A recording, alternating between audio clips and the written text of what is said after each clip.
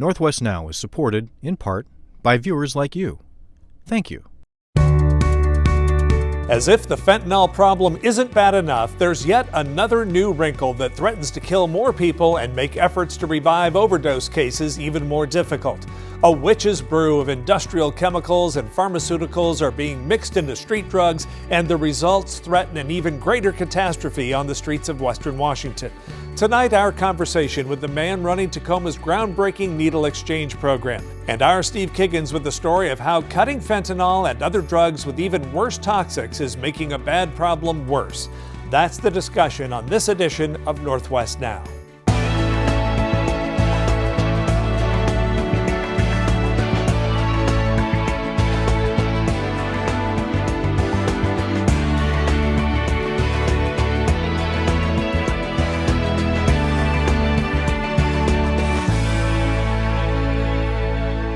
A man named Dave Purchase founded the Tacoma Needle Exchange back in 1988 in response to the HIV/AIDS epidemic. Since then, it has morphed into a so-called harm reduction service aimed at trying to keep drug addicts from getting even more sick from using contaminated injection and smoking supplies. The problem lately is that the number of chemical compounds that make up street drugs has gone from about a half dozen to more than 200, thanks to the underground synthetic manufacture of counterfeit and heavily adulterated pills. All kinds of new sedatives, more potent synthetic opioids like carfentanil, and even toxic industrial chemicals are being found in the street drug supply, and it poses a huge new threat to the addicted population since the chemicals crash blood pressure, increase sedation, and therefore block the effectiveness of Narcan. The DEA tells the Seattle Times that law enforcement efforts are reportedly causing the per-pill dosages of fentanyl to go down. But that has caused the Mexican cartels to just turn around and add all kinds of other super toxic chemicals, trying to give the product a potentially deadly boost. As Steve Kiggins tells us now, these toxic additives have really thrown a wrench into an already desperate situation. We have all kinds of safer sex supplies, condoms. These are some of the harm reduction supplies that we hand out. Paul Lukowski shares a tour inside Tacoma Needle Exchange's Outreach on Wheels. We got this van in 2018.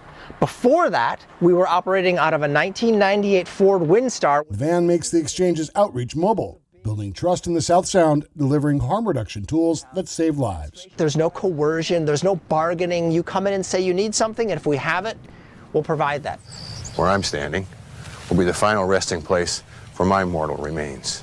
I'm standing on my grave. This is Dave Purchase. In the late 1980s, he began exchanging used needles for sterile syringes among injection drug users in Tacoma amidst the height of the HIV/AIDS crisis. Purchase's Tacoma Needle Exchange evolved and expanded into a nationwide buyers club. There's nothing sinister about harm reduction and syringe exchange. The exchange has since supplied millions of sterile needles and other materials from socks to clothes to enhance health and serve people who otherwise rarely connect with healthcare professionals. And then they can actually engage in that conversation towards kind of implementing positive behavioral change in their life. The exchange is part of the state's community drug checking network, testing what drug users are actually buying on the street. Technicians across the state tested hundreds of samples and revealed last year that some illicit fentanyl spiked with dangerous chemicals. Some included other drugs like benzodiazepines.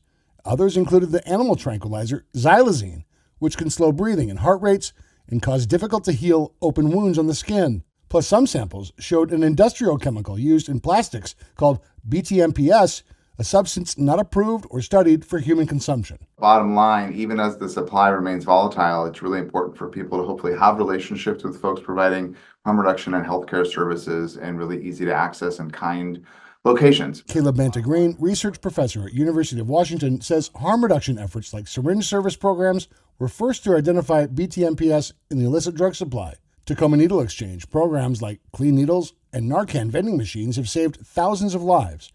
Its mission to protect communities and prevent disease remains just as relevant today as it did when Dave Purchase helped lead harm reduction in 1988. And so it's like we have to keep engaging folks in conversation to find out what we need to prepare for next. In Tacoma, Steve Kiggins, Northwest Now.